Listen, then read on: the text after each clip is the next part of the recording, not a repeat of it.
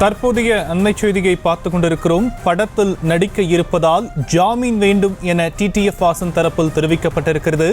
வரும் 4ஆம் தேதி முதல் புதிய படத்தில் நடிக்க இருப்பதால் ஜாமீன் வழங்க வேண்டும் என டிடிஎஃப் வாசன் தரப்பில் வாதம் முன்வைக்கப்பட்டிருக்கக்கூடிய அண்மை செய்தியை பார்த்துக் கொண்டிருக்கிறோம். மதுரை மாவட்ட நீதிமன்றத்தில் டிடிஎஃப் தரப்பு வாதம் முன்வைத்திருக்கக்கூடிய அண்மை செய்தி வெளியாகியிருக்கிறது.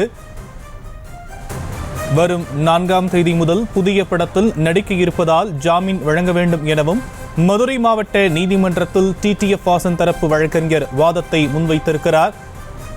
லைசன்ஸ் ரத்து செய்யப்பட்ட நிலையில் செல்போன் பேசியபடி கார் ஓட்டிய வழக்கில் டிடிஎஃப் வாசன் கைது செய்யப்பட்டிருக்கக்கூடிய நிலையில் புதிய படத்தில் நடிக்க இருப்பதால் ஜாமீன் வழங்க வேண்டும் என டிடிஎஃப் தரப்பு வாதம் முன்வைத்திருக்கிறது. அதை அண்மை செய்திகளாக பார்த்துக் கொண்டிருக்கிறோம். மேலும் விவரங்களை எம்முடைய செய்தியாளர் நவநீத கிருஷ்ணன் வழங்க நாம் கேட்கலாம். நவநீத கிருஷ்ணன், மேலும் விவரங்கள்.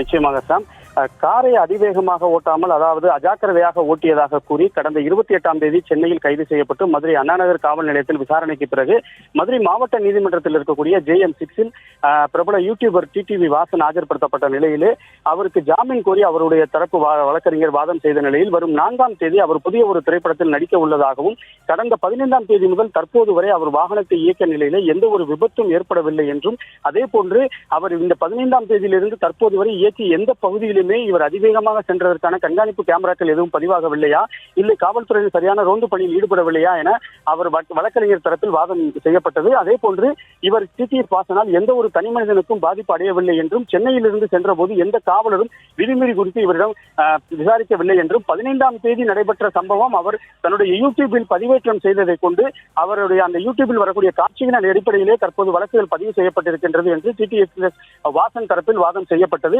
குறிப்பாக வரும் 4ஆம் தேதி அவருடைய வாழ்க்கையை புரட்டி போடக்கூடிய வகையில் ஒரு திரைப்படத்தில் அவர் நடிக்க உள்ளதாகவும், அதற்காக இவருக்கு ஜாமீன் வழங்க வேண்டும் என்று வழக்கறிஞர் தரப்பில் நீதிபதி சுப்புலட்சுமி அவர்கள் தரப்பில் வாதம் முன்வைக்கப்பட்டது.